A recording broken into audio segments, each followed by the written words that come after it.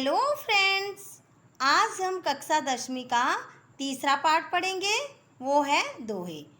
तो रहीम जी के दोहे हम पिछली वीडियो में पढ़ चुके हैं। अभी हम बिहारी जी के दोहे पढ़ने शुरू करते हैं। कनक कनक ते 100 गुनी मादकता अधिकाए, वह खाए वो रात है, यह पाए वो राय।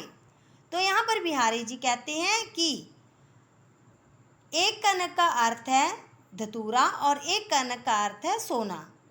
तो बिहारी जी ने कहा है कि धतूरे की तुलना में सोने में जो होती है वो 100 गुनी मादकता होती है। मादकता में नशा होता है। कैसे? कहते वो खाए वो रात है, क्योंकि धतूरे को केवल खाने मात्र से कहते हैं नशा हो जाता है, परंतु सोने को प्राप्त होने पर ही लोगों को जो है वो नशा हो जाता है। यही आशा अटक्यो रहे अली गुलाब के मूल, हो यही बहुरी वसंत ऋतु इन डारन पे फूल।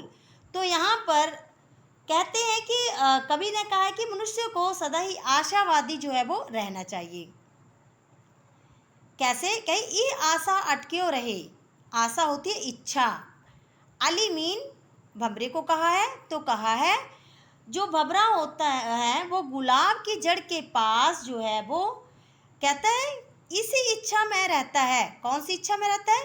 कहता हो यही बहुरी वसंत ऋतु इन डारन पे फूल। तो बसंत होती है वसंत ऋतु। तो किस इच्छा में रहता है? कहता है कि कभी तो वसंत ऋतु आएगी तो इन डारन पे, डारन होती टहनियाँ, कहते इन टहनियों पर, इन डारन पे दोबारा से फूल आ जाएंगे। आगे सोहत संग समान सो, यही कहे सब लोग, पान पी कोठुन बने नैनन काजर जोग। तो यहाँ पर बिहारी जी ने कहा है कि एक जैसी समान प्रवृत्ति के लोगों की दोस्ती जो है वो बहुत लंबे समय तक चलती है। कैसे? कहते हैं सोहत संग समान सो, कहते हैं कि एक जैसे समान प्रवृत्ति के लोगों का संग जो होता है वो बहुत समय तक रहता है। यही कहे सब लोग, कहते हैं यह सब लोग जो हैं वो कहते हैं। जैसे पान पीक ओठुन बने, जैसे पानों की जो पीक होती है, लाली जो होती है वो ओंठों के लिए बनी होती है। और नैनन काजर जोग, और काजल जो होता है वो नैनों के लिए होता है। आगे कहा है गुनी गुनी सबके कहे, निगुनी गुनी न होत, शून्य कहू अरु तर्क ते अर्क समान उदोत। तो यहाँ पर कहा गया है कि किसी निर्गुण जो व्यक्ति है या गुणों के जिनमें गुण नहीं है, कहते हैं वो व्यक्ति भी अगर गुनी गुनी कहे तो वो क्या है, गुणों से परिपूर्ण नहीं हो सकता। गुणहीन व्यक्ति जो है वो गुणों से परिपूर्ण नहीं हो सकता। एक एग्जाम्पल दिया है, कहे गुणी गुणी सबके कहे, कहती है कि कोई अगर गुणहीन व्यक्ति है या सब कोई भी है जो अगर गुणी गुणी बार बार कहता है तो निर्गुणी गुणी न होत, कहते हैं निगुणी, निगुणी होता है गुण से हीन। गुण से हीन व्यक्ति जो है वो गुणवान नहीं हो सकता। जैसे कैसे? कहते शून्य कहो तरु अर्क ते, कहते हैं जैसे अर्क का पेड़ जो है वो क्या है, एक अर्क के पेड़ का नाम है अर्क और एक अर्क को सूरज को कहते हैं। तो कहते हैं जैसे अर्क का पेड़ जो है वो अर्क अर्क कहने से क्या है, सूर्य के समान जो है वो गुणवान नहीं हो सकता। जैसे सूर्य हमें क्या है, तेज देता है, उजाला देता है, वैसे अर्क का पेड़ जो है वो नहीं दे सकता। आगे वृंद जी के हम दोहे पढ़ते हैं। वृंद जी कहते हैं कि करत करत अभ्यास के, जड़मत होत सुजान, रसरी आवत जात ते सील पर परत निशान। तो यहाँ पर वृंद जी ने कहा है कि अगर कोई मूर्ख व्यक्ति भी जो बार बार किसी काम को करता है, उसको करने का प्रयत्न करता है, तो वो क्या है, उस काम को कर लेता है। कहते करत करत अभ्यास के, अगर हम किसी कार्य को बार बार करते हैं, अभ्यास करते हैं, तो जड़मत होत सुजान, जड़मत होता है मूर्ख व्यक्ति, सुजान होता है समझदार। तो मूर्ख व्यक्ति भी क्या बन जाता है, समझदार बन जाता है, विद्वान बन जाता है। जैसे रसरी आवत जात ते, कहते रस्सी के बार बार आने और जाने से सिल पर परत निशान, सिल के ऊपर जो है वो निशान पड़ जाते हैं। उसी प्रकार कहा कि मूर्ख व्यक्ति की अगर बार बार किसी काम को करने का प्रयत्न करता है तो वो उस काम को पूर्ण कर लेता है। आगे वीरेंद्र जी कहते कि फेन हवे है कपट सो, जो कीजे व्यापार, जैसे हांडी काट की चढ़े न दूजी वार।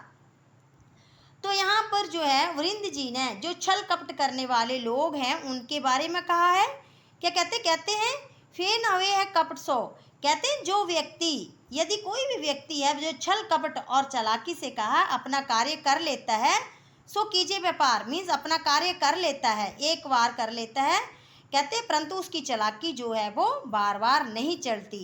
जैसे हांडी काठ की, हांडी एक बर्तन होता है, काठ मीन इसको कहा गया है लकड़ी को, कहते हैं जैसे लकड़ी की जो हांडी होती है, लकड़ी का बर्तन जो होता है, कहते हैं चढ़े न दूजी बार, उसको भी एक बार प्रयोग किया जाता है परंतु वो दोबारा से प्रयोग नहीं किया जा सकता। कहते हैं उसी प्रकार जो छल कपट करने वाला व्यक्ति है उसका छल कपट भी केवल एक ही बार चलता है। आगे वीरेंद्र जी कहते हैं मधुर वचन ते जात मिट, उत्तम जन अभिमान, तनिक शीत जल सो मिटे, जैसे दूध उफान। तो इसमें जो है वृंद जी कहते हैं कि अगर कोई मधुर वाणी बोलता है तो उसके प्रभाव का जो है वो यहाँ पर वर्णन किया गया है। कहा मधुर वचन ते जात मिट, कहते हैं अगर कोई व्यक्ति मधुर वचन बोलता है तो उससे क्या होता है उत्तम जन अभिमान, तो बहुत अभिमानी व्यक्ति भी क्या हो जाता है वो अच्छा बन जाता है, उसका जो गर्व होता है वो भी क्या हो जाता है समाप्त हो जाता है, मीन्स शांत हो जाता है। कैसे, जैसे तनिक शीत जल सो मिटे, जैसे कहते हैं शीत होता है ठंडा, जल मीन पानी, जैसे ठंडे पानी के, तनिक मीन थोड़े से, ठंडे पानी के थोड़े से छींटे से उबलता हुआ दूध जो है वो शांत हो जाता है, उसी प्रकार अभिमानी व्यक्ति जो है वो मधुर बातों को सुनकर जो है वो शांत हो जाता है। आगे वीरेंद्र जी कहते हैं अरे छोटो गनियो नहीं, जाते होत विगार, तीर्ण समूह को तनिक में जारत तनिक अंगार। तो वृंद जी कहते हैं कि कभी भी अपने शत्रु को जो है वो छोटा नहीं समझना चाहिए। अरे होते दुश्मन, अरे छोटो कन्यो नहीं, कहते हैं अपने दुश्मन को कभी भी छोटा नहीं समझना चाहते, जाते हो और विकार, इससे क्या हो जाता है बहुत से काम जो है वो खराब हो जाते हैं। कैसे, कहते तीर्ण समूह को तनिक में, तीर्ण होता है छोटे से तिनके, समूह मीन ढेर, तनिक मीन थोड़ी देर में, तो कहते हैं जैसे तिनकों के बड़े से ढेर को भी जारत तनिक अंगार, अंगार होता है चिंगारी, तनिक मीन छोटी सी, ठीक है छोटी सी, कहती आग की छोटी सी चिंगारी भी क्या है बड़े से ढेर जो है तिनकों का उसको क्या कर देती है नष्ट कर देती है। उसी प्रकार अगर आप अपने दुश्मन को छोटा समझते हैं तो वो भी आपका नुकसान जो है वो कर देगा। तो अब हम इनके प्रश्नोत्तर करते हैं। पहला प्रश्न है रहीम जी के अनुसार सच्चे मित्र की क्या पहचान है? तो इसका उत्तर है रहीम जी के अनुसार जो व्यक्ति मुसीबत में काम आता है वही सच्चा मित्र होता है। दूसरा प्रश्न है ज्ञानी व्यक्ति संपत्ति का संचय किस लिए करते हैं? इसका उत्तर है ज्ञानी व्यक्ति संपत्ति का संचय परोपकार अथवा दूसरों की भलाई के लिए करते हैं। तीसरा प्रश्न है बिहारी जी के अनुसार किसका साथ शोभा देता है? इसका उत्तर है बिहारी जी के अनुसार एक जैसे स्वभाव अथवा प्रकृति वाले लोगों का साथ शोभा देता है। आगे चार प्रश्न है बिहारी जी ने मानव को आशावादी होने का क्या संदेश दिया है? इसका उत्तर है बिहारी जी ने संदेश दिया है कि मनुष्य को निराश न होकर आने वाले अच्छे दिनों के लिए आशावादी होना चाहिए। पांचवा प्रश्न है छल और कपट का व्यापार बार बार नहीं चलता, इसके लिए वृंद जी ने क्या उदाहरण दिया है? तो वृंद जी ने कहा है कि जैसे काठ की हांडी जो है वो बार बार नहीं चढ़ती है, उसी प्रकार छल और कपट का व्यवहार भी बार बार जो है वो नहीं चलता।